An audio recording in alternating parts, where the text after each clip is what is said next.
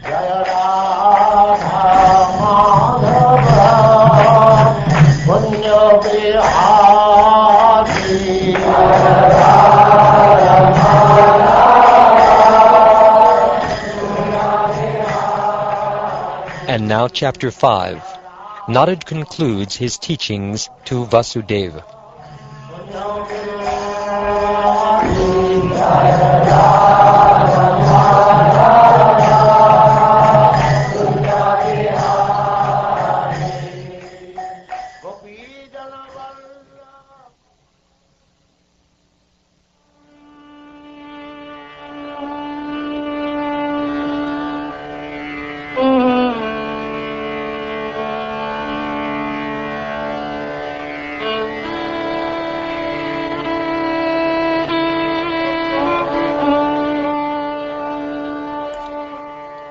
King Nimi further inquired, "My dear Yogendras, all of you are most perfect in knowledge of the science of the self.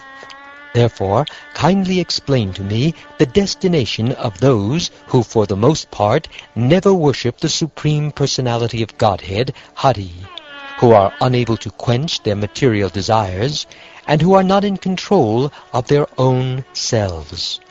Sri Chamasa said, "Each of the 4 social orders, headed by the Brahmins, was born through different combinations of the modes of nature, from the face, arms, thighs, and feet of the Supreme Lord in his universal form. Thus the 4 spiritual orders were also generated. If any of the members of the 4 Varnas and 4 ashrams fail to worship or intentionally disrespect the personality of Godhead, who is the source of their own creation, they will fall down from their position into a hellish state of life. There are many persons who have little opportunity to take part in discussions about the Supreme Personality of Godhead, Hari, and thus it is difficult for them to chant his infallible glories. Persons such as women, Shudras, and other fallen classes always deserve the mercy of great personalities like yourself. On the other hand, Brahmins, members of the royal order, and Vaishyas, even after being allowed to approach the lotus feet of the Supreme Lord, Hari, by receiving the second birth of Vedic initiation, can become bewildered and adopt various materialistic philosophies. Ignorant of the art of work, such arrogantly proud fools, enchanted and enlivened by the sweet words of the Vedas, pose as learned authorities and offer flattering entreaties to the demigods. Due to the influence of the mode of passion, the materialistic followers of the Vedas become subject to violent desires and are excessively lusty. Their anger is like that of a snake. Deceitful, overly proud, and sinful in their behavior, they mock the devotees who are dear to Lord Achyuta. The materialistic followers of Vedic rituals, giving up the worship of the Lord, instead practically worship their wives, and thus their homes become dedicated to sex life. Such materialistic householders encourage one another in such whimsical behavior. Understanding ritualistic sacrifice as a necessary item for bodily maintenance, they perform unauthorized ceremonies in which there is no distribution of foodstuffs or charity to the Brahmins and other respectable persons. Instead, they cruelly slaughter animals such as goats without any understanding of the dark consequences of their activities. The intelligence of cruel-minded persons is blinded by false pride based on great wealth, opulence, prestigious family connections, education, renunciation, personal beauty, physical strength, and successful performance of Vedic rituals. Being intoxicated with false pride, such cruel persons blaspheme the Supreme Personality of Godhead and his devotees. The personality of Godhead is eternally situated within the heart of every embodied being. Still, the Lord remains situated apart, just as the sky, which is all-pervading, does not mix with any material object. Thus the Lord is the supreme worshipable object and the absolute controller of everything. He is elaborately glorified in the Vedic literature, but those who are bereft of intelligence do not like to hear about him. They prefer to waste their time discussing their own mental concoctions, which inevitably deal with gross material sense gratification, such as sex life and meat eating. In this material world, the conditioned soul is always inclined to sex, meat eating, and intoxication. Therefore, religious scriptures never actually encourage such activities. Although the scriptural injunctions provide for sex life through sacred marriage, for meat eating through sacrificial offerings, and for intoxication through the acceptance of ritual cups of wine, such ceremonies are meant for the ultimate purpose of renunciation. The only proper fruit of acquired wealth is religiosity, on the basis of which one can acquire a philosophical understanding of life that eventually matures into direct perception of the absolute truth, and thus liberation from all suffering. Materialistic persons, however, utilize their wealth simply for the advancement of their family situation. They fail to see that insurmountable death will soon destroy the frail material body. According to the Vedic injunctions, when wine is offered in sacrificial ceremonies, it is later to be consumed by smelling and not by drinking. Similarly, the sacrificial offering of animals is permitted, but there is no provision for wide-scale animal slaughter. Religious sex life is also permitted, but only in marriage for begetting children, and not for sensuous exploitation of the body. Unfortunately, however, the less intelligent materialists cannot understand that their duties in life should be performed purely on the spiritual platform. Those sinful persons who are ignorant of actual religious principles, yet consider themselves to be completely pious, without compunction commit violence against innocent animals who are fully trusting in them. In their next lives, such sinful persons will be eaten by the same creatures they have killed in this world. The conditioned souls become completely bound in affection to their own corpse-like material bodies and their relatives and paraphernalia. In such a proud and foolish condition, the conditioned souls envy other living entities as well as the Supreme Personality of Godhead, Hari, who resides in the heart of all beings. Thus, enviously offending others, the conditioned souls gradually fall down into hell. Those who have not achieved knowledge of the absolute truth, yet who are still beyond the darkness of complete ignorance, generally follow the threefold path of pious material life, namely religiosity, economic development, and sense gratification. Not having time to reflect on any higher purpose, they become the killers of their own souls. The killers of the soul are never peaceful, because they consider that human intelligence is ultimately meant for expanding material life.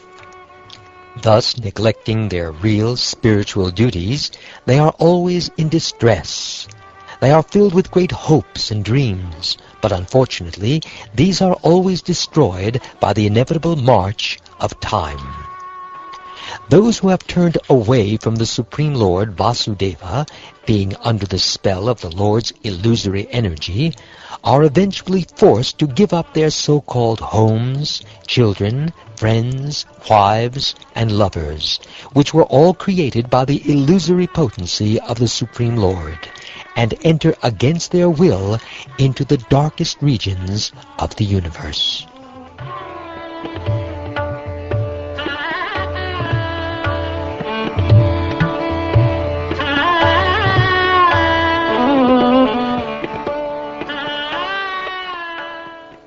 King Nimi inquired, In what colors and forms does the Supreme Personality of Godhead appear in each of the different ages, and with what names and by what types of regulative principles is the Lord worshipped in human society?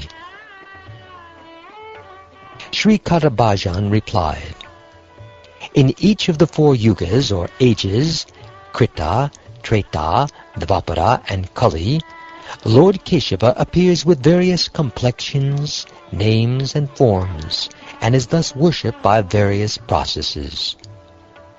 In Satya Yuga, the Lord is white and 4-armed, has matted locks and wears a garment of tree bark. He carries a black deerskin, a sacred thread, prayer beads, and the rod and water pot of a brahmachari. People in Satya Yuga are peaceful, non-envious, friendly to every creature, and steady in all situations. They worship the Supreme Personality by austere meditation and by internal and external sense control.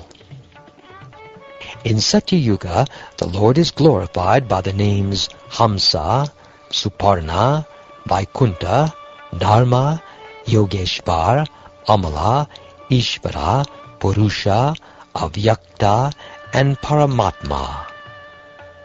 In Treta Yuga, the Lord appears with a red complexion. He has 4 arms, golden hair, and wears a triple belt representing initiation into each of the 3 Vedas.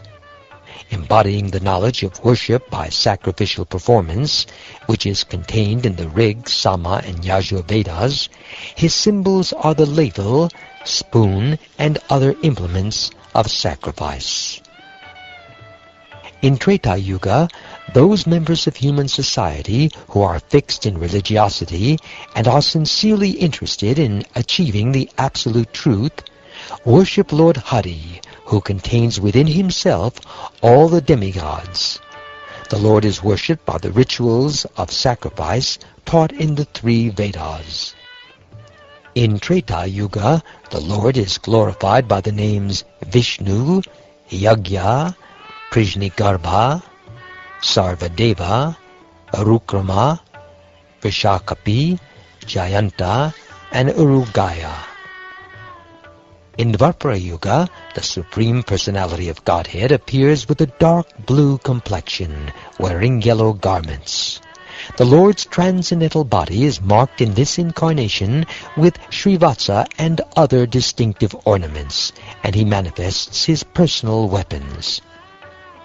My dear King, in Dvapara Yuga, men who desire to know the Supreme Personality of Godhead, who is the Supreme Enjoyer, worship him in the mood of honoring a great king, following the prescriptions of both the Vedas and Tantras. Obeisances to you, O Supreme Lord Vasudeva, and to your forms of Sankarshan, Pradyumna, and Aniruddha.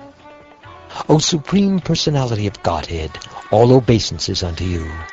O Lord Narayan Rishi, O Creator of the universe, best of personalities, Master of this cosmos and original form of the universe, O Super Soul of all created entities, all homage unto you. O King, in this way people in Dvapara Yuga glorify the Lord of the universe.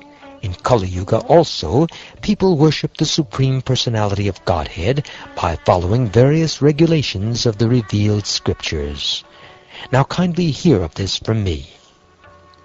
In the age of Kali, intelligent persons perform congregational chanting to worship the incarnation of Godhead, who constantly sings the names of Krishna. Although his complexion is not blackish, he is Krishna himself. He is accompanied by his associates, servants, weapons, and confidential companions. My dear Lord, you are the Mahapurusha, the Supreme Personality of Godhead, and I worship your lotus feet, which are the only eternal object meditation. Those feet destroy the embarrassing conditions of material life and freely award the greatest desire of the soul, the attainment of pure love of Godhead. My dear Lord, your lotus feet are the shelter of all holy places and of all saintly authorities in the line of devotional service, and are honored by powerful demigods like Lord Shiva and Lord Brahma. My Lord, you are so kind that you willingly protect all those who simply bow down to you with respect, and thus you mercifully relieve all the distress of your servants. In conclusion, my Lord, your lotus feet are actually the suitable boat for crossing over the ocean of birth and death, and therefore even Lord Brahma and Lord Shiva seek shelter at your lotus feet. O Mahapurusha, I worship your lotus feet. You gave up the association of the goddess of fortune and all of her opulence, which is most difficult to renounce, and is hankered after by even the great demigods. Being the most faithful follower of the path of religion, you thus left for the forest in obedience to a Brahmin's curse. Out of sheer mercifulness, you chased after the fallen conditioned souls, who are always in pursuit of the false enjoyment of illusion, and at the same time engaged in searching out your own desired object, Lord Shyamasundara. Thus, O King, the Supreme Lord Hari is the giver of all desirable benefits of life. Intelligent human beings worship the particular forms and names that the Lord manifests in different ages. Those who are actually advanced in knowledge are able to appreciate the essential value of this age of Kali. Such enlightened persons worship Kali Yuga because in this fallen age all perfection of life can easily be achieved by the performance of Sankirtan. Indeed, there is no higher possible gain for embodied souls forced to wander throughout the material world than the Supreme Lord's Sankirtan movement, by which one can attain the supreme peace and free oneself from the cycle of repeated birth and death. My dear King, the inhabitants of Satyayuga and other ages eagerly desire to take birth in this age of Kali, since in this age there will be many devotees of the Supreme Lord Narayan. These devotees will appear in various places, but will be especially numerous in South India. O Master of Men, in the age of Kali, those persons who drink the waters of the holy rivers of Dravida Desh, such as the Tamraparni, Kritamala, Payasvini, the extremely pious Kaveri, and the Pratichi Mahanadi, will almost all be pure-hearted devotees of the Supreme Personality of Godhead, Vasudeva. O King, one who has given up all material duties and has taken full shelter of the lotus feet of Mukunda, who offers shelter to all, is not indebted to the demigods, great sages, ordinary living beings, relatives, friends, mankind, or even one's forefathers who have passed away. Since all such classes of living entities are part and parcel of the Supreme Lord, one who has surrendered to the Lord's service has no need to serve such persons separately. One who has thus given up all other engagements and has taken full shelter at the lotus feet of Hari, the Supreme Personality of Godhead, is very dear to the Lord. Indeed, if such a surrendered soul accidentally commits some sinful activity, the Supreme Personality of Godhead, who is seated within everyone's heart, immediately takes away the reaction to such sin.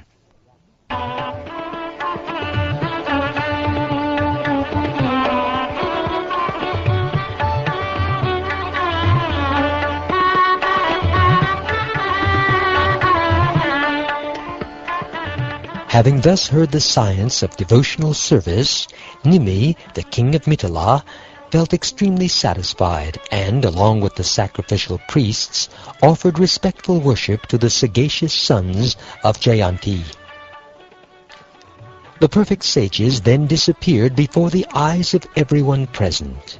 King Nimi faithfully practiced the principles of spiritual life he had learned from them, and thus he achieved the supreme goal of life. O greatly fortunate Vasudeva, simply apply with faith these principles of devotional service which you have heard, and thus being free from material association, you will attain the Supreme. Indeed, the whole world has become filled with the glories of you and your good wife, because the Supreme Personality of Godhead, Lord Hari, has taken the position of your son. My dear Vasudeva, you and your good wife Devaki have manifested great transcendental love for Krishna, accepting him as your son. Indeed, you are always seeing the Lord, embracing him, speaking with him, resting with him, sitting together with him, and taking your meals with him. By such affectionate and intimate association with the Lord, undoubtedly both of you have completely purified your hearts. In other words, you are already perfect. Inimical kings like Shishupal, Pondraka, and Shalva were always thinking about Lord Krishna. Even while they were lying down, sitting, or engaging in other activities, they enviously meditated upon the bodily movements of the Lord, his sporting pastimes, his loving glances upon his devotees, and other attractive features displayed by the Lord. Being thus always absorbed in Krishna, they achieved spiritual liberation in the Lord's own abode. What then can be said of the benedictions offered to those who constantly fix their minds on Lord Krishna in a favorable, loving mood? Do not think of Krishna as an ordinary child, because he is the Supreme Personality of Godhead, inexhaustible and the soul of all beings. The Lord has concealed his inconceivable opulences, and is thus outwardly appearing to be an ordinary human being. The Supreme Personality of Godhead has descended to kill the demoniac kings who were the burden of the earth, and to protect the saintly devotees. However, both the demons and devotees are awarded liberation by the Lord's mercy. Thus his transcendental fame has spread throughout the universe.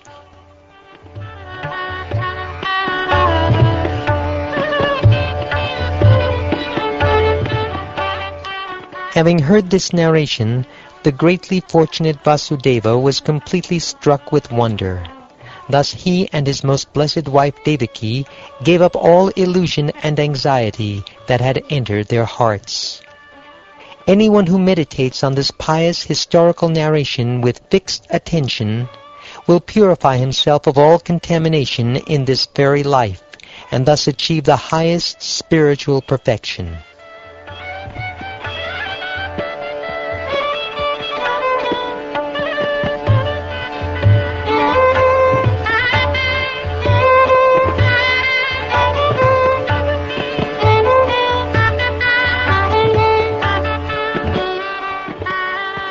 Thus ends the 5th chapter of the 11th canto of the Srimad Bhagavatam, entitled, Narada concludes his teachings to Vasudeva.